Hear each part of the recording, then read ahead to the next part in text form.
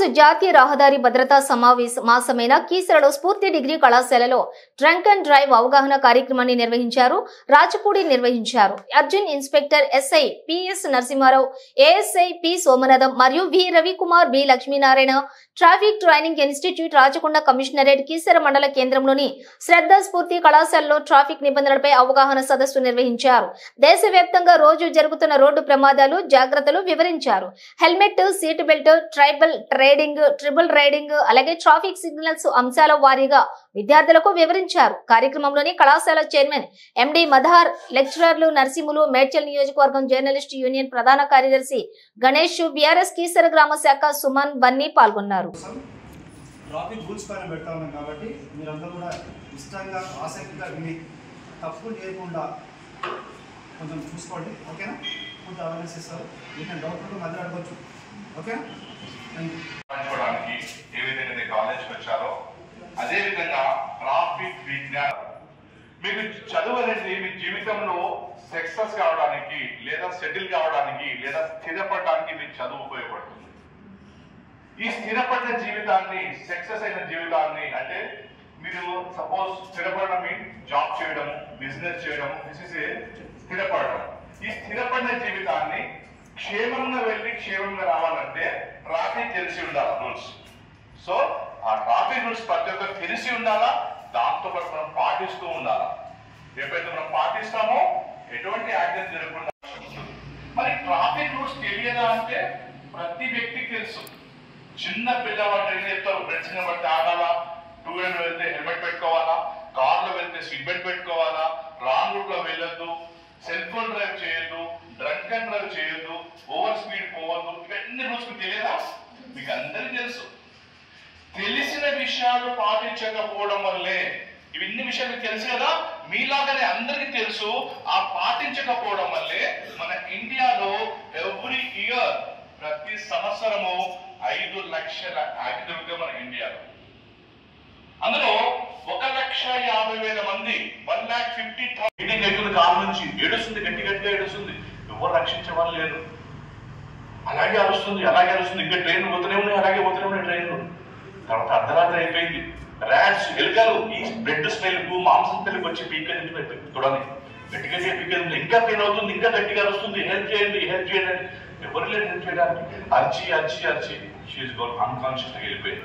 ఆమె స్పృహ తప్పిపోయింది, బేహోష్ అయిపోయింది, అలాగే పడిపోయింది. నెక్స్ట్ డే మార్నింగ్ ఫార్మర్స్ ఫీల్డ్కి వెళ్ళే ఫార్మర్ చూశారు, ఒక అమ్మాయి పడిపోయింది, దగ్గరికి వెళ్ళి చూస్తున్నారు, ఇంకా శ్వాస ఆడుతుంది, ఇంకా చనిపోలేదు అమ్మాయి.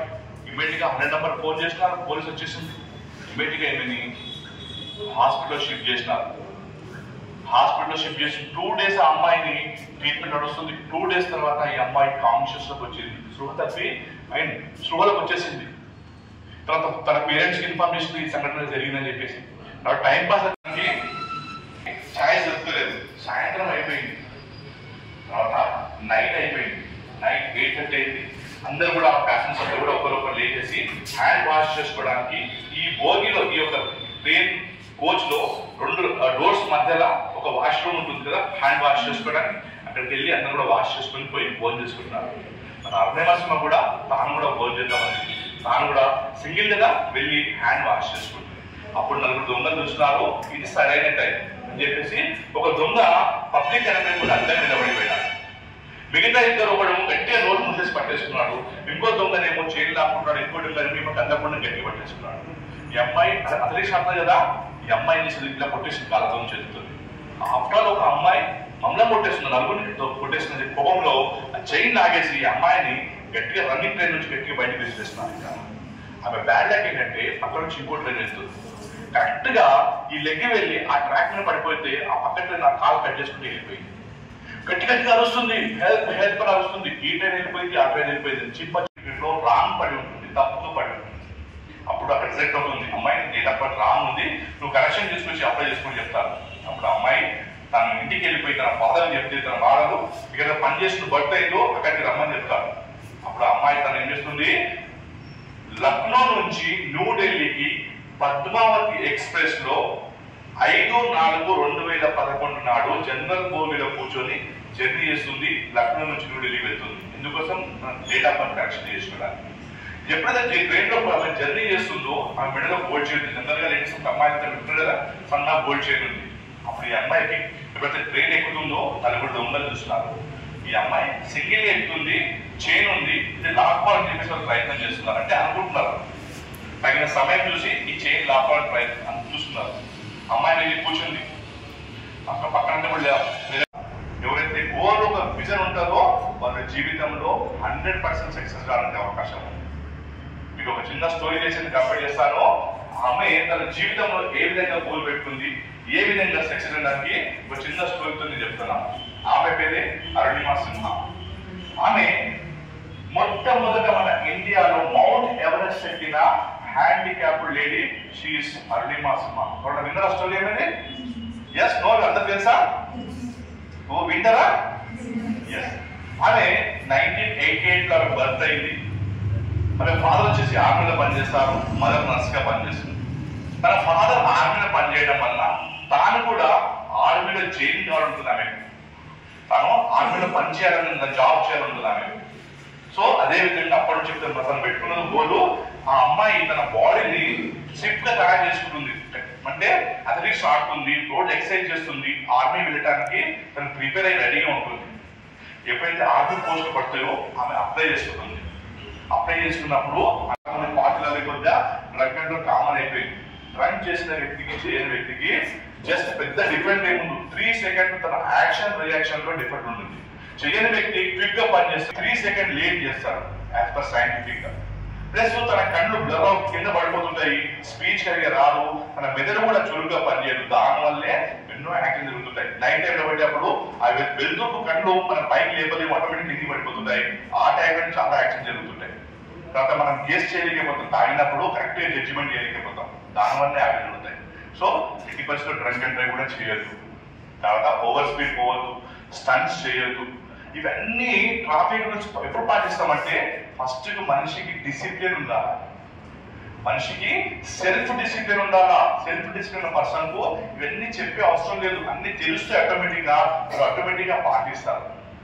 మరి దాంతో పాటు మనము సెల్ఫ్ డిసిప్లిన్ తో పాటు మనకు జీవితంలో సక్సెస్ కావాలి. ప్రతి ఒక్కరు కూడా సక్సెస్ కావాలి. అక్షరాల 150,000 మంది ప్రతి సంవత్సరం చనిపోతున్నారు రోడ్ యాక్సిడెంట్ లో, ఈ రోడ్ ప్రమాదాలు. 5,27,000 మంది వికలాంగులుగా మారుతున్నారు. వికలాంగులు మీన్ హ్యాండిక్యాప్డ్ గా తమ పని తాము చెయ్యలేని స్థితికి వెళ్తున్నారు. ప్రతి సంవత్సరం 5,27,000 మందికి జరుగుతుంది. సరే, ఈ 1 ఇయర్ లెక్కేందుకు మనకు ఒక రోజు లెక్క తీసుకుంటే మనకి ఇండియాలో అంటే యాక్సిడెంట్ రేషియో తీసుకుంటే ఒక రోజులో మన ఇండియాలో 1130 యాక్సిడెంట్ జరుగుతాయి మన ఇండియాలో. అందులో 420 నుంచి 423 మంది ప్రతిరోజు చనిపోతున్నారు రోడ్ యాక్సిడెంట్ మన దగ్గర. మన ఇండియాలో ఒక రోజులోనే 423 నుంచి 420 మంది ప్రతిరోజు రోడ్ ప్రమాదం చనిపోతున్నారు. మరి ఇంత పెద్ద సంఖ్య చనిపోవడానికి కారణం ఏంటంటే because of they are not follow. విషయాలు పాటించకపోవడం, నెగ్లిజెన్సీ. క్యావతా చెల్తా రాముడు పోతే ఏమైతుంది, నాకు అయితే యాక్సిడెంట్ ఇప్పుడే, హెల్మెట్ పెట్టుకుంటే అయితే యాక్సిడెంట్ ఇప్పుడే చెప్పి రాలేదు. యాక్సిడెంట్ వస్తుందా? పొద్దున పడుకున్నప్పుడు కళ్ళైనా వస్తుంది, యాక్సిడెంట్ చెప్తుంది, వస్తుంది, చెప్పి వస్తుందా? రాదు. యాక్సిడెంటల్ మీన్ సెకండ్ లో కళ్ళు మూర్చుకొని కళ్ళు తెరిచే లోపల జరిగేదే యాక్సిడెంట్. సో ఈ విధంగా 420 మంది ప్రతిరోజు చనిపోతున్నారు. ఇది నిమిషం లెక్క తీసుకుంటే ప్రతి నిమిషం ఒక యాక్సిడెంట్, ప్రతి 3 మినిట్స్ కు మనిషి చనిపోతున్నారు మన ఇండియాలో. దీనికంటే కారణం తెలిసిన విషయాలు పాటించకపోవడం వల్ల, తెలిసిన రూల్స్ పాటించకపోవడం వల్ల. మరి ఒక్కసారి అర్థం చేసుకోండి, ఈ యొక్క 420లో ఏ ఏజ్ గ్రూప్ చనిపోతున్నారో మనం లెక్క తీసుకుంటే ప్రతిరోజు 70% స్టూడెంట్స్ చనిపోతున్నారు. ఎవరైనా ఒక సెల్ ఫోన్ కు ముందర స్క్రీన్ గార్డు ఎంత పోస్ట్ లేకుండా మనం చూపేట ఒక సెల్ ఫోన్ ఎందుకు వేసుకుంటాం? అవి ఎందుకు వేసుకుంటాము? దానికి గీతలు పడొద్దు, డ్యామేజ్ కావద్దు. ఆఫ్టర్ ఆల్ 10-15 వేలు 20 వేలు సెల్ ఫోన్ కి ఎంత ప్రికాషన్ తీసుకొని దానికి స్క్రీన్ గార్డ్ వేస్తున్నావు, ఎంత పోస్ట్ చేస్తున్నవే. మరి నీ హెడ్ అంత కూడా ఖరీదు చేయదు, అంత కష్టం మన హెడ్. ఇప్పుడు మార్కెట్ లో హైయెస్ట్ మెమరీ కెపాసిటీ ఉన్న ఫోన్ ఏది? ఐఫోన్. ఐఫోన్ యొక్క మెమరీ కెపాసిటీ ఎంత? 1 TB. 1 TB mean 1024 GB. దాని కెపాసిటీ. అటువంటి ఫోన్ మీ దగ్గర ఉంటే ఏం చేస్తారు, దాని గీత కూడా వాళ్ళ దగ్గర దాపెట్టరు కదా. మరి మన మైండ్ యొక్క కెపాసిటీ తెలుసా మీకు? మెమరీ కెపాసిటీ మీకు ఎంతనో 25 లక్షల జీబీ మన మైండ్ కెపాసిటీ. మీరు చిన్నప్పటి నుండి పుట్టినప్పటి నుంచి వచ్చినంత వరకు అంత మెమరీ అంతా కూడా ఇక్కడే ఫీడ్ చేసుకుంటారు మన మెమరీ. మరి ఇది గ్రేటా, ఆ ఫోన్ గ్రేటా? మరి గ్రేట్ అయిన ఫోన్ మన హెడ్ మనం కాపాడుకోవాలా లేదా మరి? సో దయచేసి ఎంత రిక్వెస్ట్ చేసినా, ఆర్డర్ చేసినా, ఎంత చెప్పినా కూడా చాలా మంది హెల్మెట్ పెట్టుకోరు. తమ హెడ్ ని ప్రొటెక్ట్ చేసుకోమని హెల్మెట్ పెట్టుకోరు. పోలీసులు బలవంతంగా, పోలీసుల ఫైన్ భయపడి మాత్రం హెల్మెట్ కొట్టారు. కొన్న వాళ్ళు కూడా ఆ ట్యాంక్ మీద పెట్టుకుని జాగ్రత్తగా వెళ్తారు, ట్యాంక్ మీద హీరో లాగా వెళ్తారు.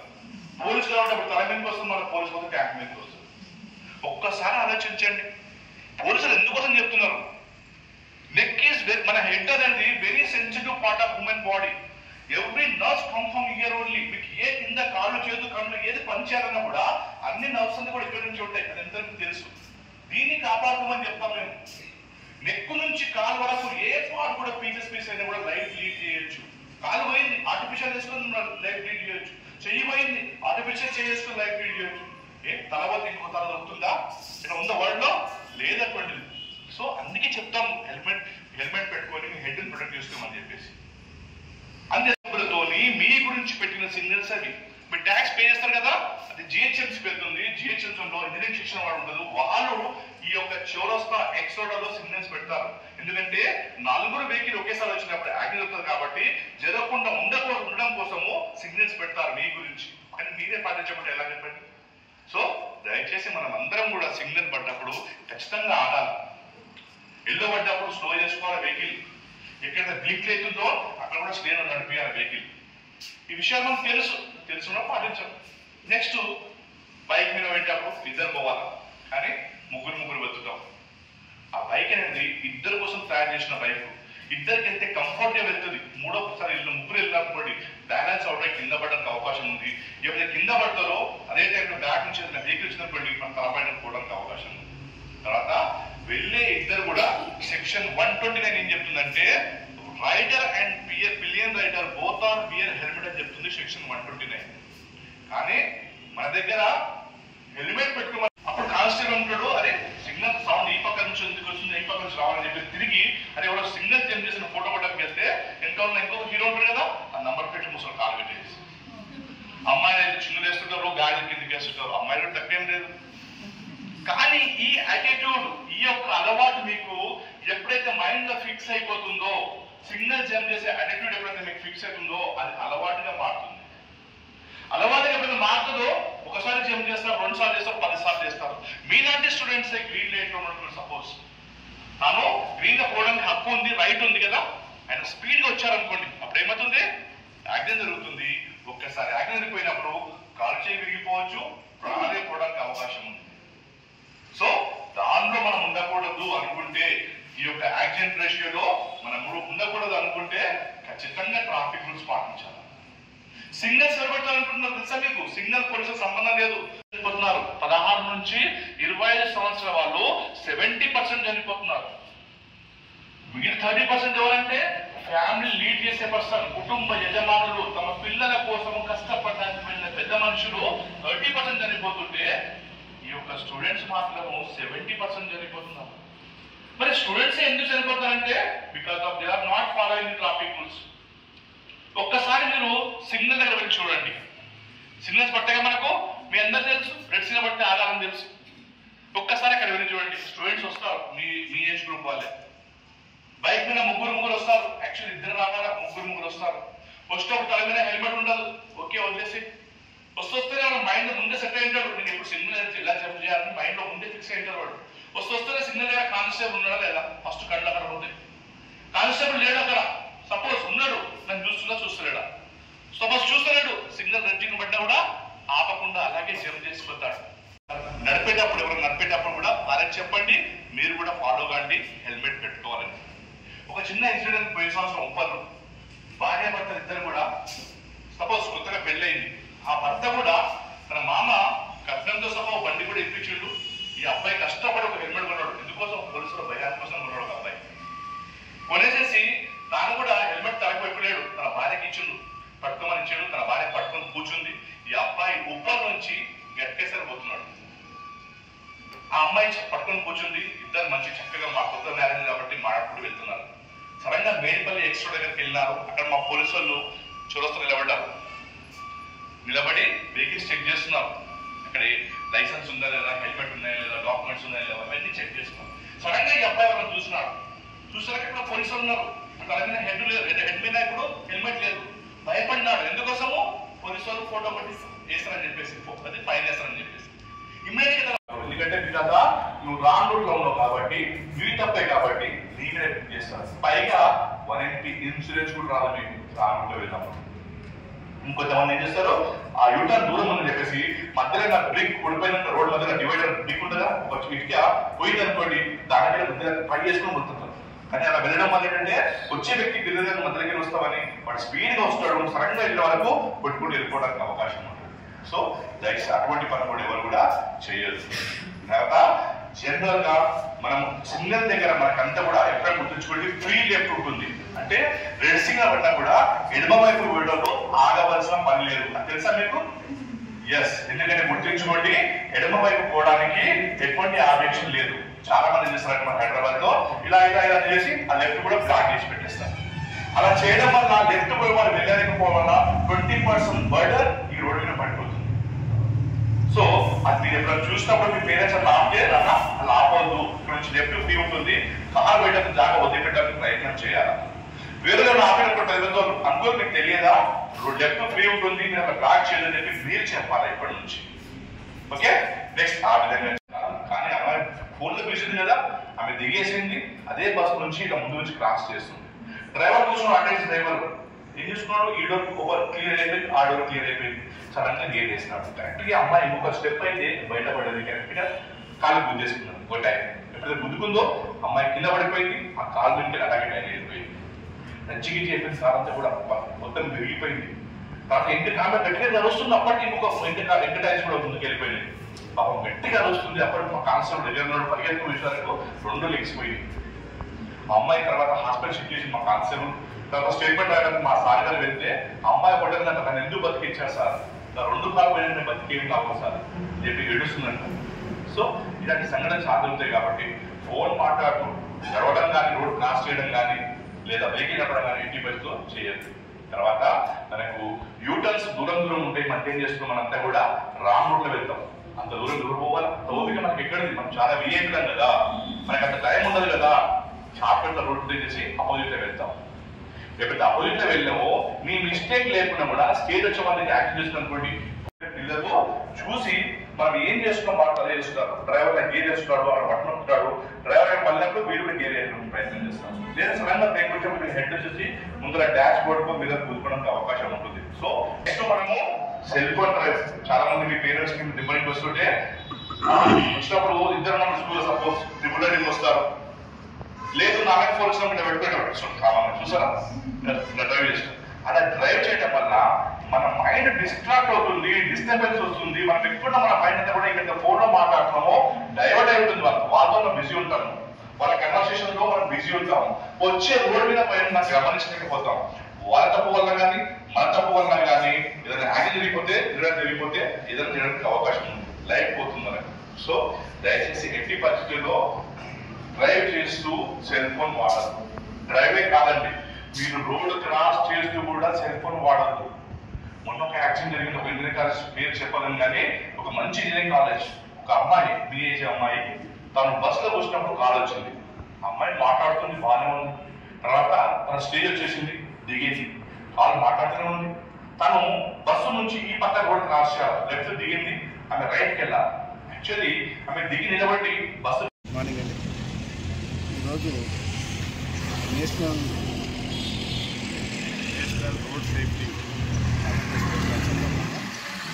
పూర్తి కాలేజ్ ఇక్కడ యాజమాన్యము మరియు స్టూడెంట్స్ మంచిగా రిసీవ్ చేసుకున్నారు. నేను చెప్పినంత మరి ఈ నెల మొత్తము సెంట్రల్ గవర్నమెంట్ ఈ రోడ్ సేఫ్టీ గురించి మన రోడ్ భద్రతా వారోత్సవాల సందర్భంగా మనం కొన్ని ముఖ్యమైన ప్రికాషన్స్ రోడ్ సేఫ్టీలో మనం ప్రతిరోజు ప్రయాణం చేసే మార్గంలో వివిధ రకాలుగా మన దగ్గర యాక్సిడెంట్లు అవుతున్నాయి కాకుండా మనం తీసుకోవాల్సిన ప్రికాషన్స్ గురించి వాళ్ళు కొన్ని సూచనలు చేసినాము. ఆ సూచనలు వాళ్ళు కొంచెం పాటించారు. మా తరఫు నుంచి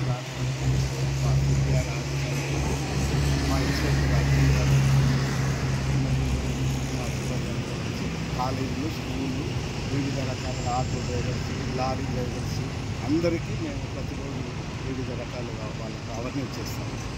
అదే భాగంగా ఈరోజు ఓకే, థ్యాంక్ యూ.